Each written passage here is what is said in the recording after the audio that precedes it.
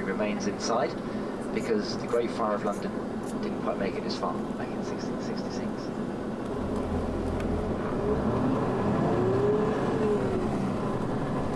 So we're nearly there. We'll be there in a couple of minutes now.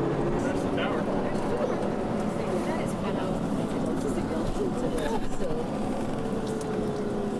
Well, we're getting ready for the Queen's visit here tomorrow.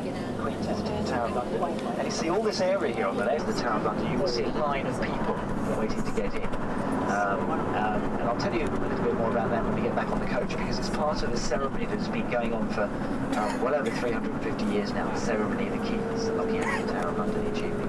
So looking out for a group of people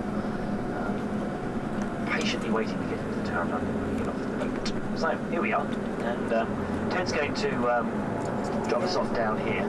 If you wanted to follow me down, I will probably be downstairs doing the commentary, but there's no advantage if you want to stay for the cruise for the first half upstairs, then you can interchange between the two. But either way, this is where we're going to come back to meet Ted later. So same applies. Look out for Ted, and we'll get you back to where we started this evening. So let's go and show you. Well, everyone sits in the front. It would load from the back, so that everyone files in like this. Duh! That would be too simple. This is going to be the next president. You could say you were on HF 069. 069, yeah, with yellow. She goes out there. HF 0629. At the river we're talking about. There's no great advantage whichever side you sit, because we'll be pointing out sort of sites of interest on both sides of the river, going up and going back down again.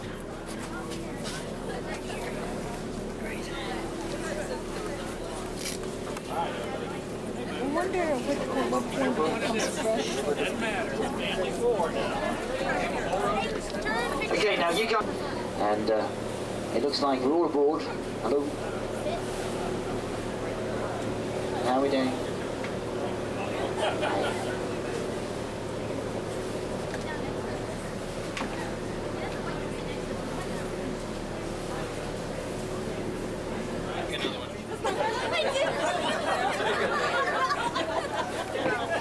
What are you guys doing? Now, can I just point out sort of something, but just before we get going here, because I know for those of you that travelled with me on the coach, I explained a little bit about, how to explain which side of the river we're looking at. But, for the benefit of Anna's group, I'm going to say south side of the helmet, actually. Well, we've got a few other names I'd rather not repeat over the microphone. But all these buildings, the glass buildings to the left, all new. But let's point out the vessel here moored up. I'm surprised we can see it because it's camouflage colours, the North Sea camouflage colours. This is HMS Belfast, a cruiser built in the 1930s in D-Day landings. In fact, the Belfast did a salvo of honour only a couple of weeks ago because, of course, the beginning of June this year was the anniversary of the D-Day landings back in 1944, 60 years ago. So the Belfast. Now, over to the left-hand side again, we can see this brick building with the kind of curved atrium. Of course, in the old days, well, when you look at all these buildings, nation was stored in the warehouses that stood to the north and to the south of the river. But of course, the River Thames, what you are going to be seeing today is perhaps the odd sightseeing vessel, and that's it. The river, nowhere near as busy as it used to be during the height of the British Empire. So the whole wealth of this nation was stored along the banks of the river. Now, London is a fascinating sort of glimpse into London's history because, for centuries this was the only way to get out of London. That bridge that we're passing under us, this is called Southwark Bridge. Well, back in the late 1500s, early 1600s, this was, well, some say, the most interesting part of London because this was where the theatres grew up. The Rose Theatre, the Globe Theatre, the Curtain Theatre. We still have today the remains of the earlier Rose Theatre that was discovered only 15 years ago. I don't know if anyone remembers Shakespeare in Love, Philip Henslowe. Well, the Rose Theatre, we called it the New Globe, because when we pass under the bridge, look over to the left-hand side, the south side of the river, and you will see a circular building, a white building with oak beams set into it. with a thatched roof on top. Can you see it with the flag flying there? Because, well, the Globe Theatre, today's Globe, was opened in 1997, and it was the dream and the efforts of the American film producer and actor Sam Wanamaker, who really raised the money to actually design the Globe Theatre today. Now, the unique thing about the Globe Theatre over here on the south side is that the raw materials that we used, the natural method of manufacture, was identical to the old Globe that Shakespeare acted in. And today's Globe Theatre is a matter of 250 feet away from the original Globe Theatre. Now, they have performances in the open air, as they would have done during Shakespeare's time, and for £5 you could be a groundling today. That's what they call it, a groundling. You stand. But they do have seats, as William Shakespeare himself described it. Now, the bridge we're going to be passing under now is a recent addition across the River Thames. We call it the Millennium Bridge, although old habits die hard and still people call it the Wibbly Wobbly Bridge. Because when it opened 3 years ago, amidst much fun parts of London, to walk across this new bridge, and, well, unknown to the construction engineers, well, pretty much unknown to everyone, except perhaps the military, is that when a whole bunch of people walk across a bridge at the same time, subconsciously they march in step. And now the designers didn't really think this would happen, and so with thousands of people all walking across in step, yeah, it wobbled so much that people thought it was dangerous and it was closed down. So now it's all been fixed, but we still call it the Wobbly Bridge. Yeah. But the whole idea of designing the bridge was to open out the south side of the river. Now, you'll see the brick building over to the left. I'm going to talk about that more when we come back downriver a little bit in the morning. But Sir Christopher Wren's masterpiece, nearly 300 years old. We'll get a great view of it also when we come back down later on.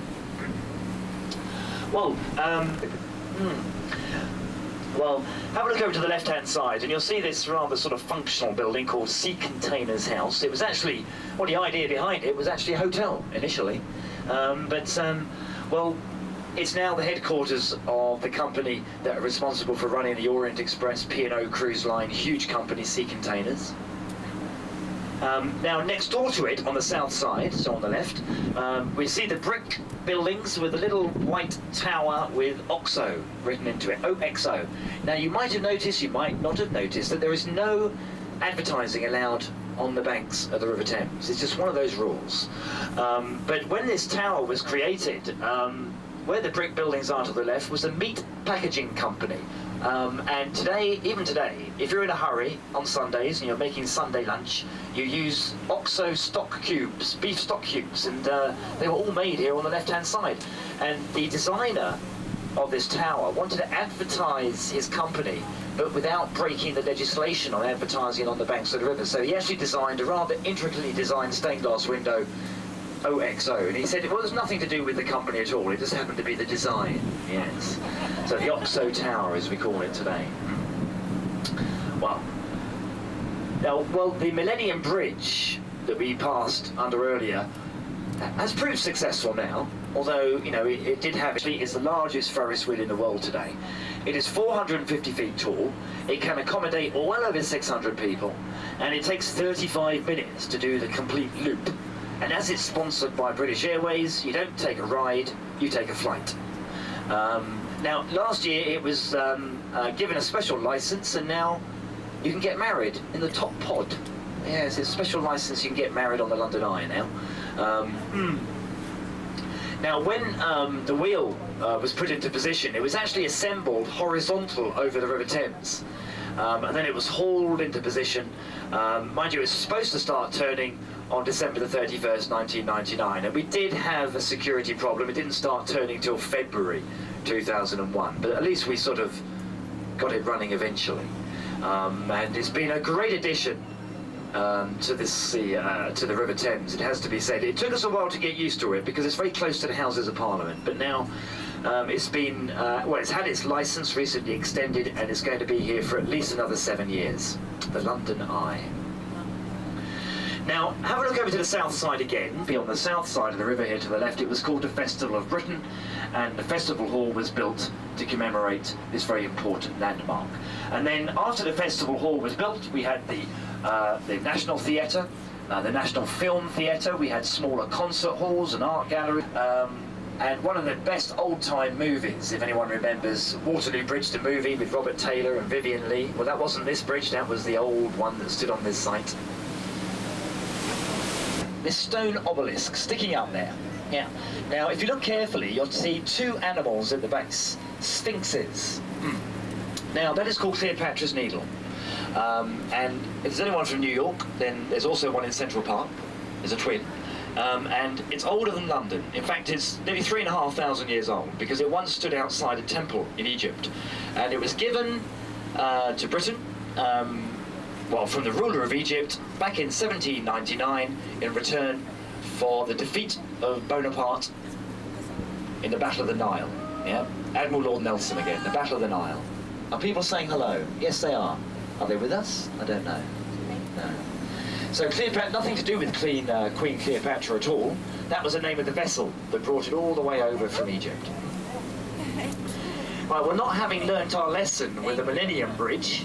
Last year we opened 2 new bridges, and can you see the, again, 3 bridges last year by Her Majesty the Queen. Oh, and we're being waved at. There we go. I do believe she even blew a kiss in our direction. Isn't that friendly?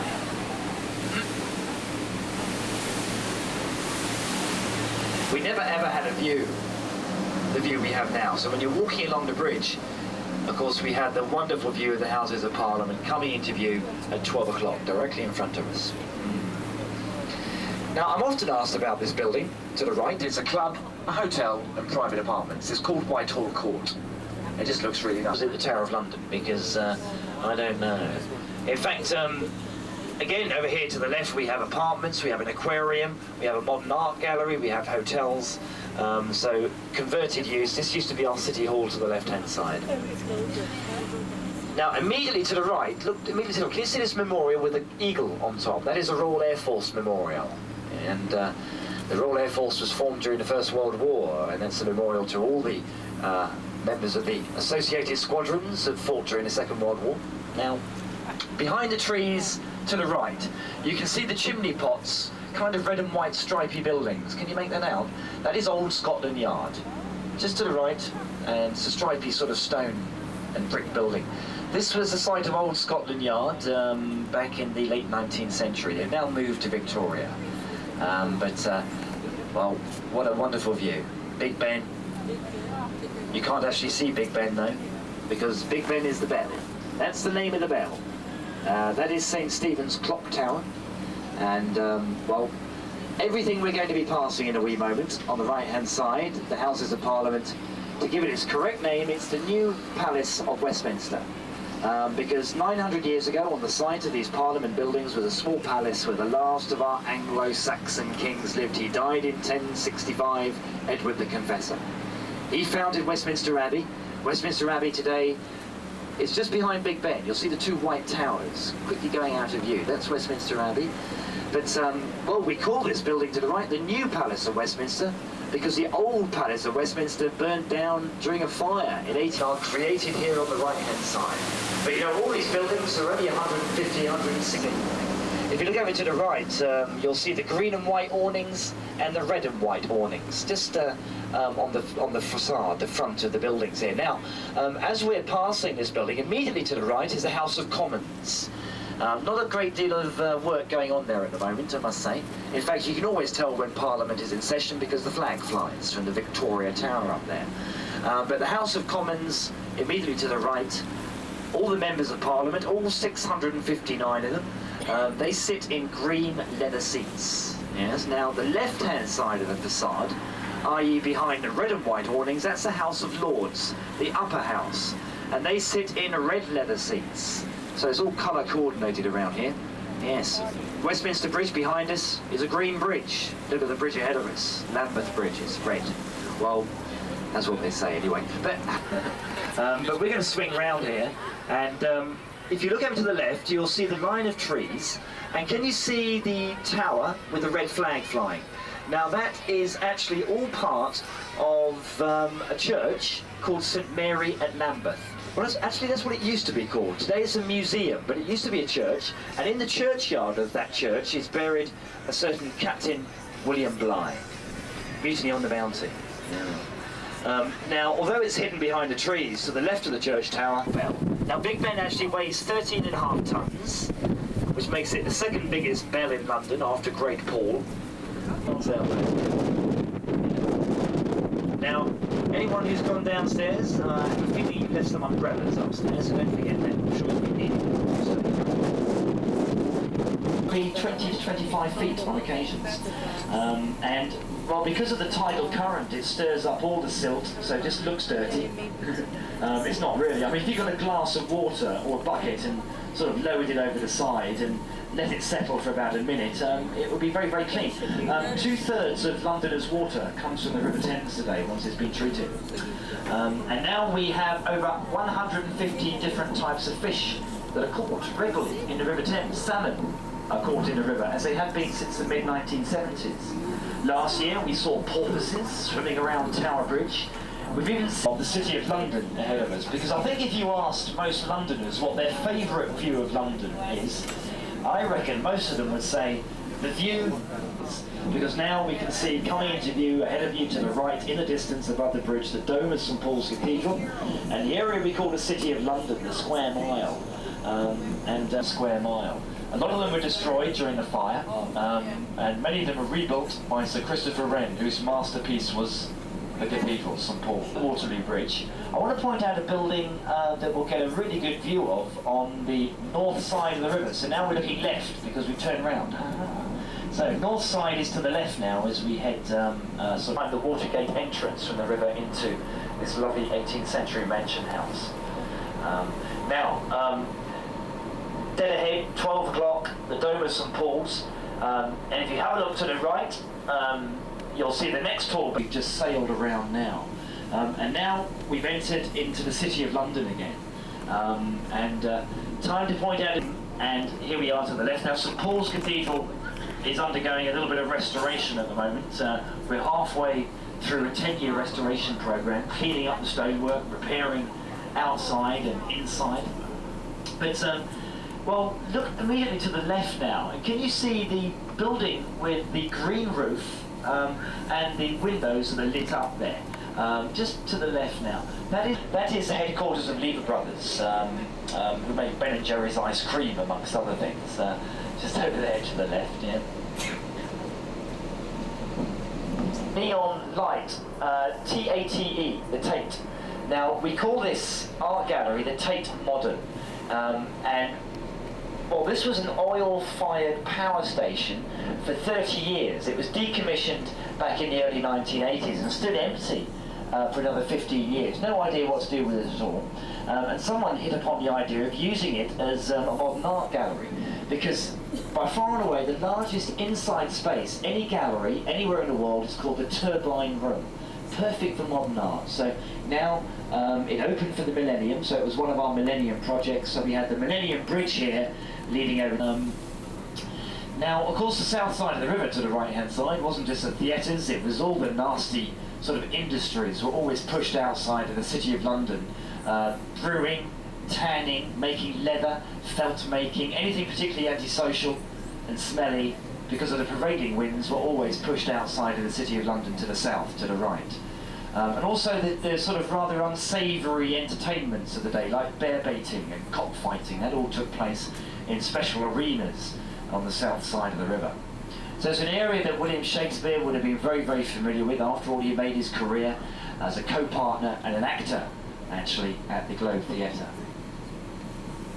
Oh, way in for head, that's our Valiant driver. Now, this is a very famous pub. It's just been modernised, actually, but the Anchor at Bankside. And the previous, all kinds of interesting sites, and you'd find a different pub for every day of the year, just about here. Yes. So, here we are, London Bridge again. London Bridge is falling down, falling down, falling. Remember that nursery rhyme? Well, we think that it actually, in 1016, we were coming under attack in a serious fashion from the Viking invaders, and King Ethelred of England teamed up with King Olaf of Norway And the only way to get into London back then was, of course, over London Bridge, so we pulled it down to stop the Vikings invading. Narrow arches. Now again, people with 20/20 vision, look at the weather vanes on top. When they get a bit closer, can you see what they are? They're fish. Yes, there's fish on top. Well, for 900 years, up to again the early 1980s, this was the site of the wholesale fish market, Billingsgate, here on the left-hand side.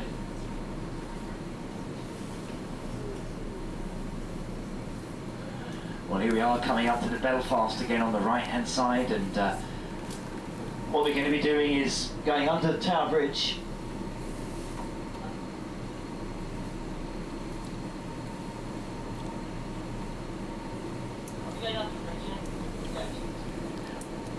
Tower Bridge coming into view. Now, of course, the bridge is one of the newer bridges that span the River Thames. This bridge opened in 1894, and the part of the bridge where you see the traffic driving over, in fact, well, that is the part of the bridge that opens up.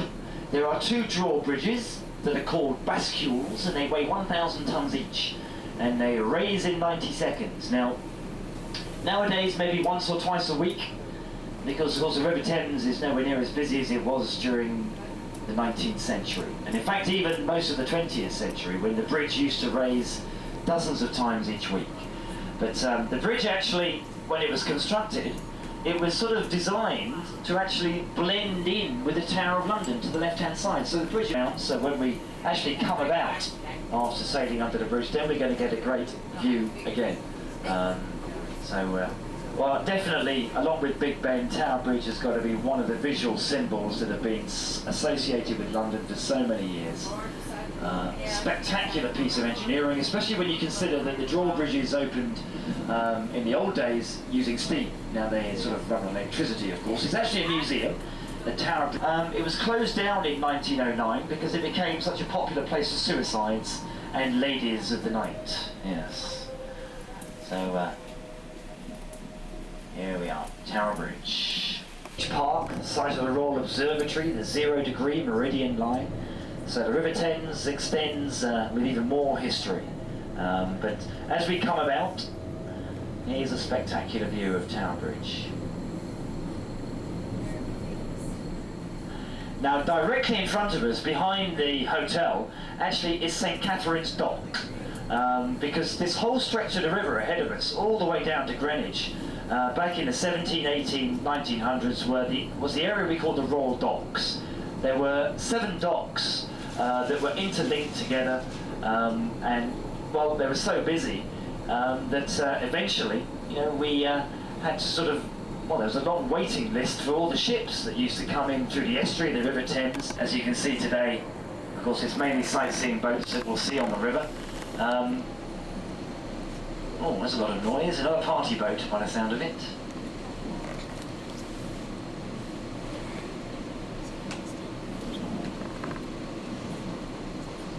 Well, some of you were visiting the Tower of London today. Some of you may well be visiting tomorrow afternoon, but tomorrow morning is the big event here because Her Majesty the Queen is going to be visiting the Tower of London to open the new Welcome Centre here to place inside these walls. Her Majesty's Royal Fortress and Palace, to give it its proper name. And, well, if you do have a chance, don't miss out because the Tower of London really contains so much of our British history since the place was built 900 years ago. Fantastic. But this is where we will bring the wall then. I'd rather everyone was sitting down rather than standing up, but, well, we're in good hands, of course, tonight, and I want to say a big thanks to the captain of the 17th century. And now, you know, they never used to allow people in because at 10 o'clock precisely, the chief has to show me the keys, so you don't have to go now. You just know. Yeah. Yeah, and this has been going on well for an awful long time, and ceremony of the keys is kind of part and parcel of the traditions of the Tower of London. It's along with the ravens and the yeoman warders, and torture and imprisonment.